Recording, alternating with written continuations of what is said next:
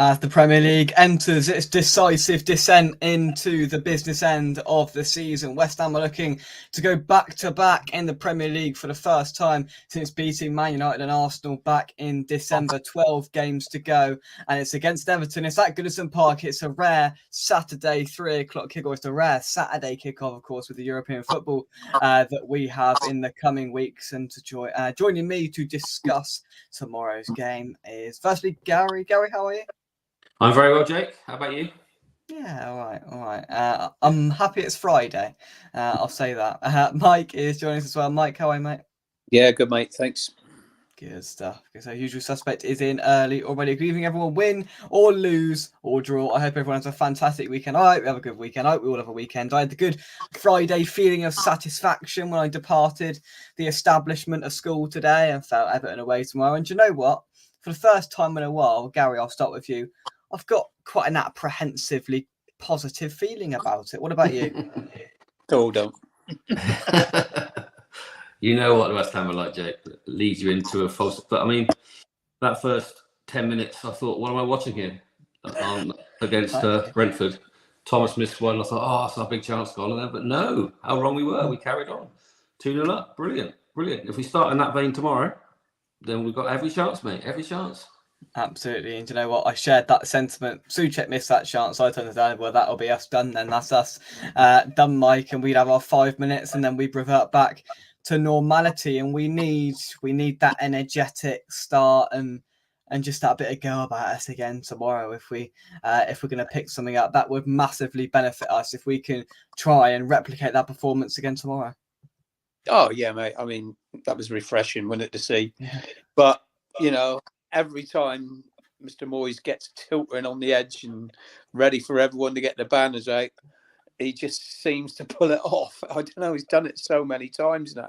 To be honest, he left it a bit late this time. I mean, the banners came out at Forest and he just shoved that performance straight back in our faces again. And it was impressive. And I think, you know, it's not all down to him. Of course, Paqueta massively improves us. That just goes without saying, Mike. And having him back in there benefits us no end. It's unbelievable how much one player can make so much difference to one team. It's just a totally different team. I'll go back to the Bristol City game when he got injured. Yeah. The first 5 minutes, I thought, oh my God, I reckon we could beat these 5 or 6-0 with him on the pitch. He comes off after 10 minutes. The game changes. And the next 7 or 8 games changed. It's wrong that one player should make that much difference, but he does. Yeah, ultimately, you know, Mike's right there, Gary, in that it was obvious straight away, and like all of the traits that we'd been over the last couple of months, energy, urgency, pressing, and it wasn't just Paqueta that was there that improved us as a whole. Everybody improved. Bowen looked that bit sharper. In midfield, we looked more effective. Souček had a good game. I can't believe I'm saying that. Everybody benefited from it. And as Mike said, that's not right, that is an issue, but we can't do anything about it until the end of the season now. So I think it just reinforces how crucial Lucas Paqueta is to our success. Yeah, I think everybody seemed to believe in the system again with him on the pitch. As you said, Jake, I think all the forward players, all the midfield players had a great game. I mean, Thomas Souček, I haven't seen have a game like that for, blimey, a long, long time. He was very good. I thought Ward-Prowse had his best game of the season as well, a bit further forward. Kudos has been quite poor since he came back from that AFCON, and he was good. And Bowen was, well, as the Brentford manager said, he's unplayable. He's just fantastic. Yeah. He's really good.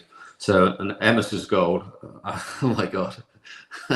What a strike that was. Brilliant. Really fantastic shot. Gary Neville's initial reaction summed it up on commentary. It was just a bit of a whoa, and you know it was sensational. We'll start with Bowen, then we'll come on to Emerson. Obviously a hat trick gives a player confidence. You know, Mike, I'm sure you scored many in your time. And from right back, mate, not many. No, I mean, I did score 3 weeks in a row once, but then that was two hat tricks in a row. No, 3 lots of 2. 3 lots of 2. Yeah, I won 3 weeks in a row probably, but in a season I scored 3 lots of 2 and never get a hat trick, mate. No, I would have get nosebleed if I'd have gone there for a third one. Fair enough, but you know, and you can add kudos to this as well. Bowen, right place, right time. Yeah, I mean, the last one was put on his head, a great cross by Kudus. And I just kept thinking, yeah, Kudus keeps just having a go at him, taking the fullback on. That's what we want to see. As West Ham fans, that is what we wanted to see. Yeah, I mean, having Paqueta on the pitch gives them all a lift, definitely. Emerson's a different player with him there as well. But also Bowen as well. You could just see he was like, a different player. He knew the ball was coming to him. He knew that he wasn't running around disappearing up his own bum. He knew that he was going to get opportunities, and he just kept plugging away. And well, I was so pleased for him really, because he had scored for so long, and the poor guys just have no service. Yeah. No, yeah, for sure. And when you look at that goal as well, I think it summed up the whole performance and just how improved we were with Emerson's strike. And look, I think we've all given Emerson credit this season. I think he's been throughout the vast majority. He's been one of our best players consistently over the majority of the season. And look, we will continue to lap him up because he's playing really well. And the debate has started to come out about when was the last left back as good as Emerson in a West Ham shirt, and I think he's been brilliant, Gary. Yeah, he was our best player in the Conference League final, I thought. Yeah, and then this season he's been very good. He's had, recently, like everybody else, he's been quite poor, but I thought with his best mate back, Lucas, his confidence came. I think 2 weeks ago he wouldn't have attempted that shot. He would have squared it or done something else. But it's one of those lovely moments. You hear the crowd go shoot, and he does, and he scores. So you can't beat that in football, I think. And it's a beautiful shot. Straight, the keeper was nowhere near it. Brilliant goal. Yeah, absolutely. Let's focus on the hosts then, Everton. Listen, they've had a rather indifferent season, haven't they? I mean, it's not all been on the pitch in terms of Everton this season. They've had points deductions, and then just last week their points deduction was reimbursed by 4 points down to 6 points. So look, they've had issues off the pitch, as I've just mentioned, and on the pitch, Sean Dyche's manager, they were rejuvenated after the points deduction. They seem to really get together and form a team spirit, but last couple of months they've just sort of gone off the boil a little bit and really struggled to pick up points. And if it wasn't for that 4 point reimbursement, Mike, they'd be hovering near that red dotted line. And look, they can perform and they have got some good players there, but as of late they haven't been doing it. No, they haven't, but I don't think they've been that bad, to be totally honest. I mean, they got the full. I think the 10 points was too harsh. Full stop. I don't think that was right at all. For the first team that's been deducted points for this, and they got 10. I just thought it was harsh. They were playing well enough. They're always going to be well set up at the back, and they were with Dyche, their manager. Always going to be difficult to beat. I mean, Calvert-Lewin turns up against us. I mean, He's gone quiet recently. They needed him to score goals. But otherwise, around the pitch, they haven't been terrible. Every team goes through a dodgy spell. I mean, Arsenal, Man City have had one. Liverpool have had one, and Everton are having one at the moment where they just can't seem to pick up as many points as they need. So let's just hope that they're going to be off it tomorrow. Yeah, Everton are a strange side. And at Goodison Park, you always seem to back them to at least turn up and give sides a go. I mean, they can get that place bouncing, of course. I think this is their penultimate season before they move down to their new stadium that's being built. And I think jealousy is one word that comes to mind when they're having a purpose-built stadium to move away from their home. But putting that to the side, what have you made of Everton this season, Gary, with everything that's gone on? Yeah, as Mike said, it's they're going for a bad patch. I think the last time Calvert-Lewin scored was against us at the London Stadium, so we all know what's going to happen tomorrow. But I think that Dyche is very well organised. He'll get them worked up. As you said, Jake, when the crowd gets behind them, it's a difficult place for us to go. I think they'll be fine. There's 3 worse teams, but their only problem I've seen, they don't score many goals. I think if I'm right, they're the 3rd lowest scorers in the league. So they do waste a lot of chances, and we've got to make sure that we attack them on the front foot and start as we did against Brentford. I know we're away, but there's no reason why we can't attack them, put them on the back foot to start with, and try and be positive. Yeah, no, absolutely. Let's see who else is joining us. We've got Super, I don't know who, but it ain't David Moyes, that's for sure. Usual suspect. I've got a rather large wager on West Brom and Wraith Rovers tonight in a double. If it comes unstuck, I'm blaming Moyes. Fair enough. That is a random two to select, but fair enough, usual suspect. I hope that comes in for you. Let's have a look here. You have every chance tomorrow. This is a poor Everton team. Let's hope so.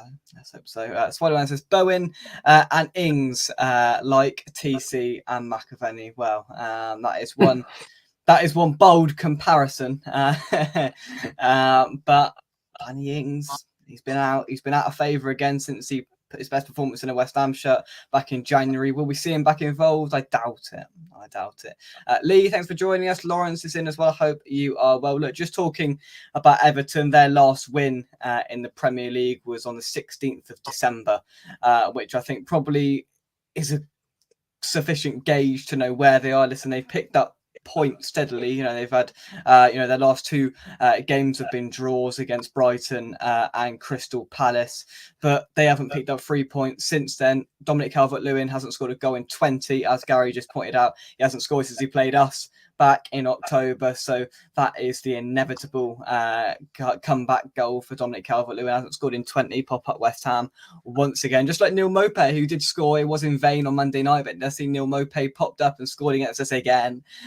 He is just an irresistible force against us, and hopefully we can keep Calvert-Lewin at bay. But look, when you look at that side, the first player I think of with Everton is Onana in that midfield, who we were linked with a couple of years ago, has always seemed to be solid. Let Everton on the telly every week. We don't watch them very often, but from the outside looking in, Mike, it just looks like, obviously we don't want this to happen, but it just looks like they need a result, especially at home as well. That points deduction points reimbursement, should give them that bit of a lift, and I'm expecting a very rowdy atmosphere at Goodison tomorrow.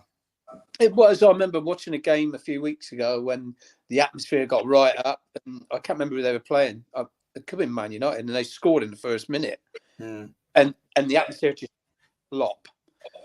And then a recent game I watched, and if you keep them quiet for 20 minutes, their fans start getting a bit groany. Honestly, they will start, turning the other way. And Everton fans will be good if they score and they get on top early. I mean, it'd be, like I say, Jake, it'd be a great atmosphere. But if they don't, it could be interesting, because I've heard groans, a lot of groans coming. And okay, I mean, they got them 4 points back. That should take a little bit of pressure off them. It's like us, we got that win. That's taken a little bit of pressure off for us. But still going to be a real cagey game, I think. Yeah. Can you see it being just two rigidly set up sides, just cancelling each other out, Gary? How do you see it playing out? Unfortunately, Jake, I don't want to be negative, but I can't see us keeping a clean sheet at the moment, because we are just, even though we played really well, I thought going forward against Brentford, Ariel makes a very good save still, and Zuma's getting worse by the week, unfortunately. So, we need to improve defensively a lot to make sure it's going to be two rigid teams, which is where I think our best form of defence is to attack. I think we're going forward. They'll be petrified of what we've got up front. We really have. So we need to put Paqueta, Kudos, and Bowen, say, you three do your stuff. And they've got Antonio on the bench. It's a viable option as well. So we're looking all right forward-wise, but defence-wise, I'm really worried, to be honest with you. Yeah, we can't seem to buy a clean sheet at the moment, as Lawrence has put in the chat. We are leaking goals, and it seems like the only way we're going to win football matches is if we score more than we concede, and we're playing a bit of an internal game with ourselves in that sense. Zuma is struggling. I thought Mavropanos that played on Monday? I thought he was very good when he came in. I think he's probably earned himself another start. I prefer to see maybe Ogbonna put next to him, or a Gerd. I think Zuma just needs some time away, or he needs to go and have a knee operation or something, because he just can't hack it. He can't do it currently. So I'd stick with Mavropanos, who played well on Monday, and then somebody has got to come in, because we are hanging Zuma out to dry currently, and he's not coping, Mike. Yeah, he's struggling, and Gary said it. But I mean, Gary also knocked that nail on the head for me. I mean, attack is the best form of defence, and as soon as Lucas Paquetá goes off, against Brentford on Monday night, we're struggling because defence. We just cannot sit back and defend. No. That's been proven, isn't it? The amount of goals we've been letting in, trying to play, sitting in mode and catching teams on the break. I mean, that low block. I mean, we just can't do it because our defence is just not good. I mean, Emerson's a great going forward, and when he's got Paquetá there, they work well together. But even him, I don't want to knock him because he's been fantastic for us, but defensively, he's not great. No, it's not. He gets, players. That winger, that was it. Lewis Potter got around the wrong side of him too many times in my mind. I mean, Soufel's a better defender. He doesn't get caught, out of position, and the man doesn't get around it that many times. They will now and again, but not as many times as Emerson. I mean, we just got to get forward. We got to play our game and get forward. I really don't know with the centre backs, mate. I like Mavropanos. He's made a couple of mistakes. I know, passing the ball back, giving a couple of goals away, but other than that, he's been pretty steady. Gerd's had a mistake in him, so it's difficult. It really is. It's a bit of a quandary, really, with a back four. Well, I think, I agree. To touch on that, Mike, I think the stat was on Sky last week that we was taking the second most shots against us or something in the whole league. And, third after. No, I think we are the next team above the relegation zone. Yeah. So and I would personally, as I said last time, put 3 centre backs in. So I think Zuma can't operate in a 2 anymore. He's physically not able to. He gives extra protection. That's what I would do. Yeah, I think that we have to change something because I don't think any of the 3 of us would be confident with a clean sheet tomorrow. No, for sure. No, not at all. Let's take some of your comments. We'll move on to midfield selections next. So get your minds churning, of course, with Calvin Phillips back available for selection again after his 1-match suspension for his red card against Nottingham Forest. But let's see what else all you guys put in your predictions in. We'll come back to them a little bit later on. Jake, we got to go to the way that Josh's granddaddy Everton fan, of course, desperate for points. Hopefully Josh Granad's going to go, but we need the points more than you. Well, there we go. Bolsy's in, our resident Spurs fan. It's official. West Ham are gonna lose again, mate. All right, Bolsy, we'll come back to that, mate. We will come back to that. Will Everton get more points deducted? To be fair, who the hell knows? Because they've made their bed, the Premier League, and they got to lie in it in terms of Man City now. In terms of these violations, who knows who's making up these amount of points they've been deducted by? Nobody's got a clue. Are they just wafting numbers out of the air, or is there an actual procedure and sort of formality that goes through for them to make this decision? I don't think anybody has a whole idea. Probably lose more points from the next charge, but we only expect a 2-point deduction following the last judge's remarks. So they're still a little bit apprehensive, Everton, of yet more points deductions. So yeah, I think there'll be an element of optimism because of what's happened in their first home game after the points being given back. But I still think they are a little bit concerned about more that could come that could cement them in more deeper relegation concerns. But yeah, that's Everton. In terms of midfield for West Ham, then Phillips, I think it would be quite bizarre to bring him back in, if I'm totally honest. I'd start with the 3 that started on Monday, Gary. Yeah, he can't drop. I mean, I'm not Souček's biggest fan, but he was good on Monday night, so he deserves to keep his place. We all know Moyes loves him, so I think almost certainly that the front, midfield 3 and the front 3 will stay the same tomorrow. I'm very surprised unless someone's injured, and then Phillips will come in. But other than that, you can't drop Souček. It's the best game of the season he's had. Paqueta was good. Ward-Prowse was good. So they have to play. Simple as that. Oh, we were just more fluent in midfield, Mike, and that's what we've got to try and replicate again. I think the first pass of the game, Souček gave the ball away, and I thought, here we go again. And that was the only time he gave it away. He couldn't make it. Do you know what? After that, he never gave the ball away.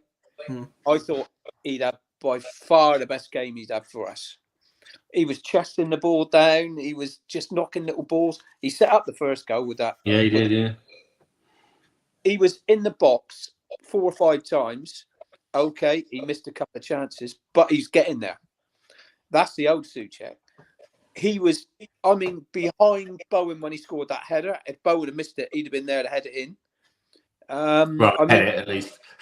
yeah, whether he got it in or not, that's another thing. But fair dues, he normally does put it away when he gets in there. I mean, he missed volley, which shocked me really because I thought, yeah, he should put that in. He should have scored that. He should have scored that. Yeah, absolutely. most definitely. But no, you can't change that midfield, Jay. I don't see.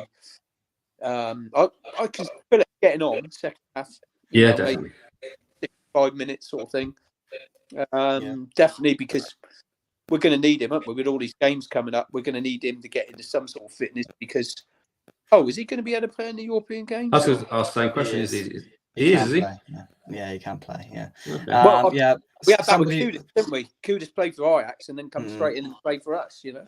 Somebody asked that question when we signed him, and a few people replied saying that he is available to play because I presume it's because it's a different competition that he was partaking with Man City. But yeah, as far as I'm aware, he is eligible to play in Europe. But to be honest with you, in a tight contested two-legged game, I wouldn't be putting too much confidence in a Calvin Phillips who has cost us in games. He hasn't lost us games, but he hasn't helped us. I'll go as far as that. And I know you've got to get these players to fitness, and for us to get the most out of him, we need to play him. But I really don't feel these last 16 knockout European games are probably the most beneficial atmosphere and sort of experience for him in his current state. And I'm not saying he's overweight and all this, but he's not currently match fit. And until we see that proof in the pudding, I wouldn't be a fan of playing him in these tight European games. But we'll come back to that when we get to them next week. You mentioned Mikel Antonio as a sort of super sub a little bit earlier on, Gary, and that's what I'd expect to be happening over the next few weeks. And I'd start with the same front three, and then if needs be, you've got that 20-minute boost of pace of Mikel Antonio if needed off the bench. And I think that's probably what he's going to do for the remainder of the season. Yeah, he's a great sub to have to bring on, isn't he? And the thing with our front three, they're all interchangeable. As is Mickey. Mickey can play on the wing and up front, so we've got some real options coming on. And he's a big lad, Antonio. He's strong. He looked quite confident when he came on against Brentford, pushing the ball and getting his pace and having a run at them. And that'd be good weapon for us to have going forward. So I think, if he can stay fit, that's exactly what we need. The option on the bench, Jake, I agree with you. I don't want to see him starting. You probably have to start a couple of the games. There's still quite a few games to go, but we need to keep him on the bench predominantly if I was Moyes. Yeah, for sure. And with our swiftly deteriorating bench that we have currently, which is quite a sorry sight to behold, having him on there just as that option bolsters us just that little bit where we've looked incredibly weak in some areas. And Cornet wasn't on the bench on Monday, so we're unaware of his state currently, whether he'll be in the squad. But having Antonio there is just that extra outlet if needed.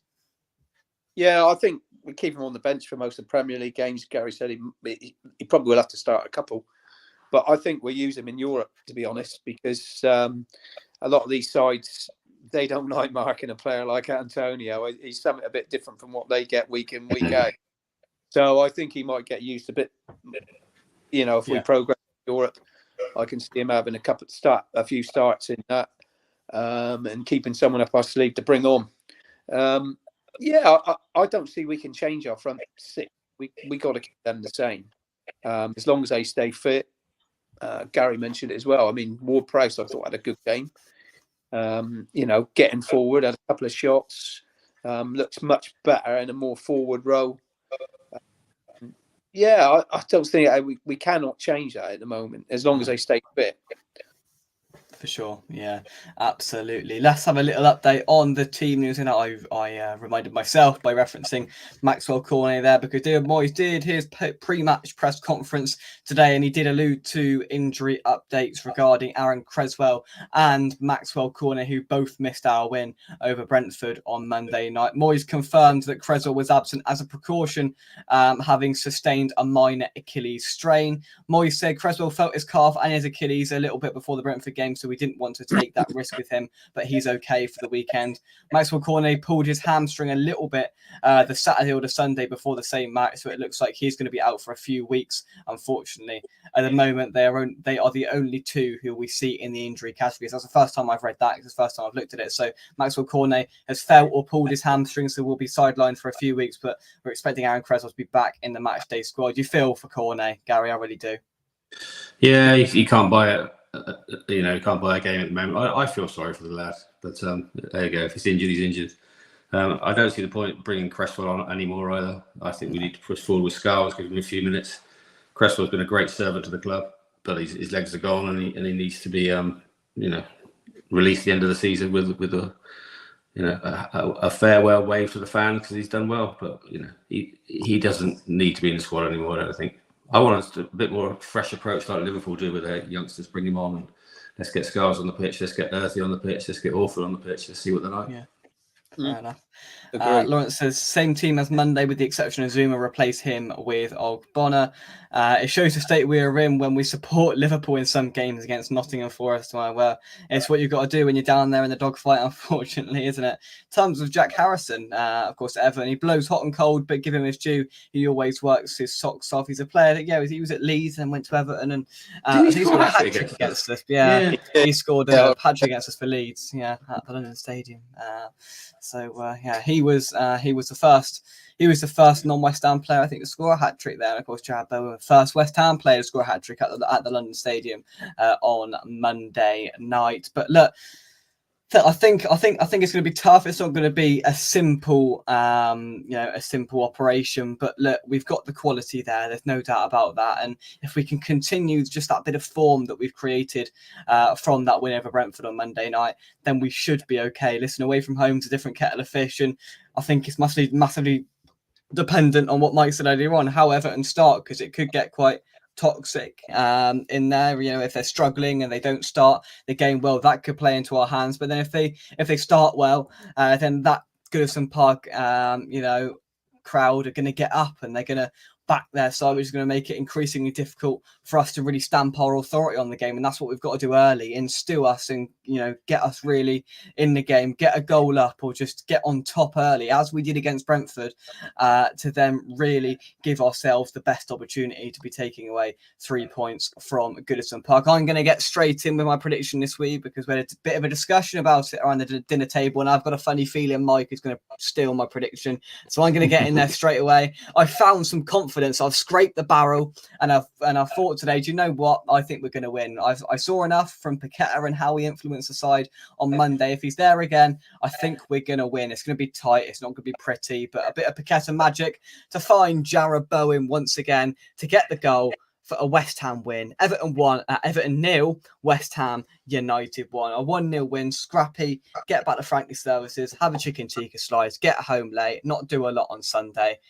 And it's a perfect weekend. Who wants to go next? You sort it out between yourselves. Go on, Gary. Oh, how nice of you each other. I think 1-1.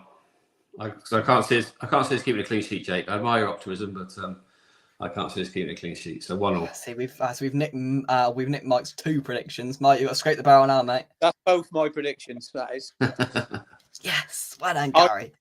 I did actually think. Here we go. I did actually think. Now buy myself some time to say what I want to say. Go on. Yeah, no. I honestly thought it'd be a draw. I thought it'd just be a stalemate. It could be a 0-0, but I can't see us keeping the ball out the net, mate. But I really don't. Go on, 2-1 to us. 2-1 to us. There we go. Some Nice. optimism. Some optimism. I like it.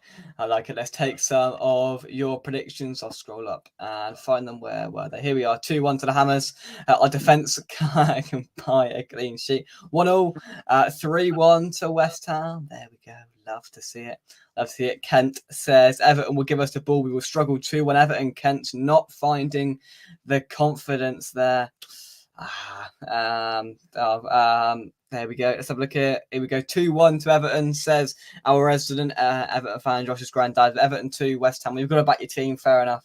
But I do distinctly hope you're wrong, unfortunately. I do hope you are wrong. Right, some final thoughts then before we wrap things up. Mike, I'll start with you. Jake, I think the pressure's off it from last week. So I hope we go out there and play like that. Mm. I hope we go out and get on the front foot and put in another good performance.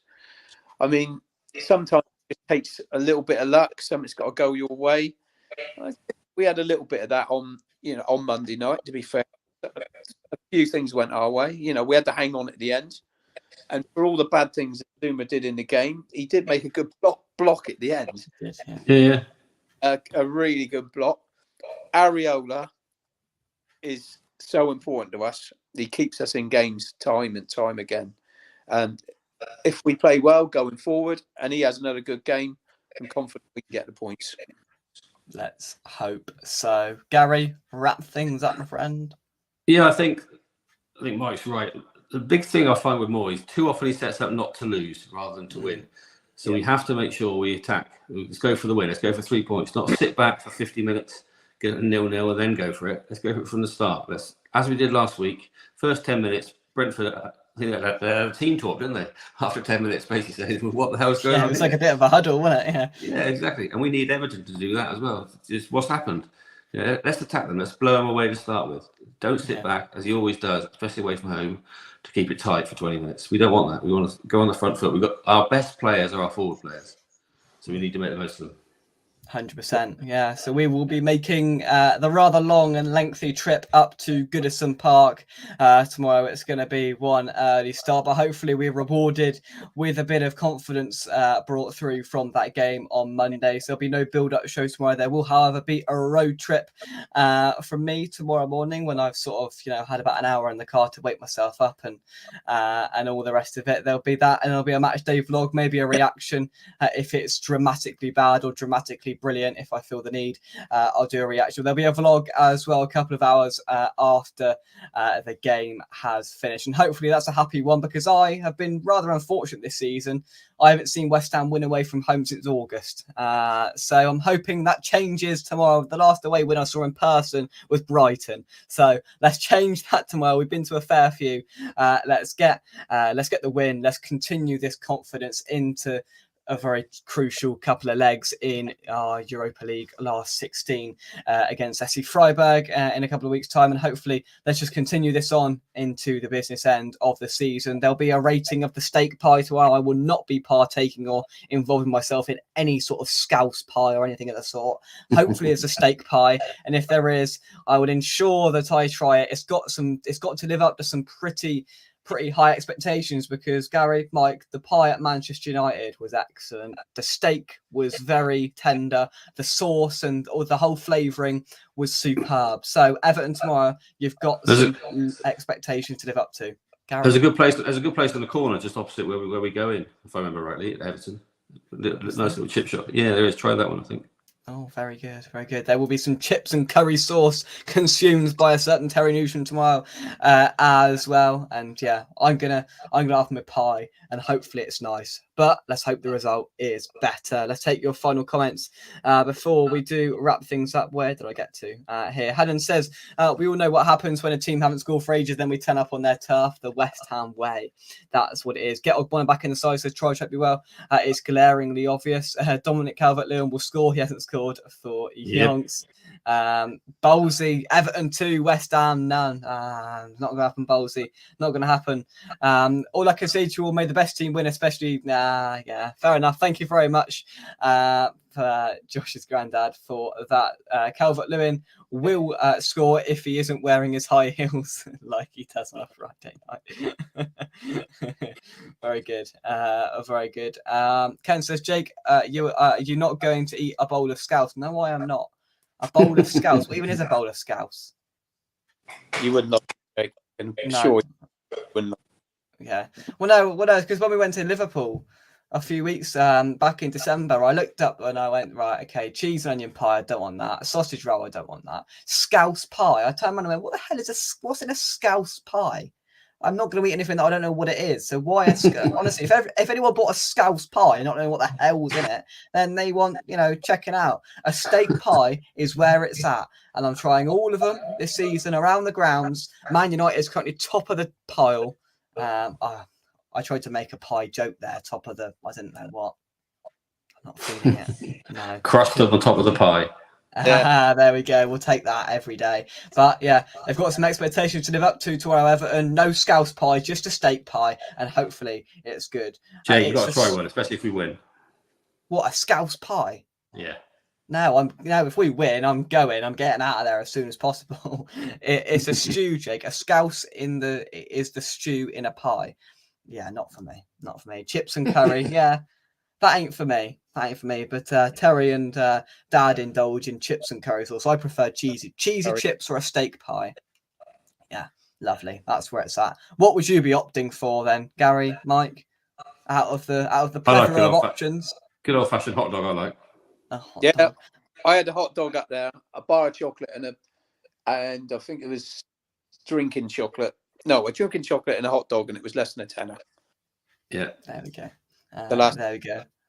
Do you know what? We went to Ashton Gate on Wednesday for a careers fair thing. It was actually in the concourse of Ashton Gate, and it did bring up some really severe bad memories from January, which I didn't want to revisit, but I did it. I walked around and went, "Yep, I got my cheesy chips from there." And I walked in the ground, and we had a bit of a wander around and went, "Yep, that's where the team bus got off," and "Yep, that's where I saw us be absolutely crap." And getting to the point, they have one of the food kiosks open, and one of my mates went to get some food.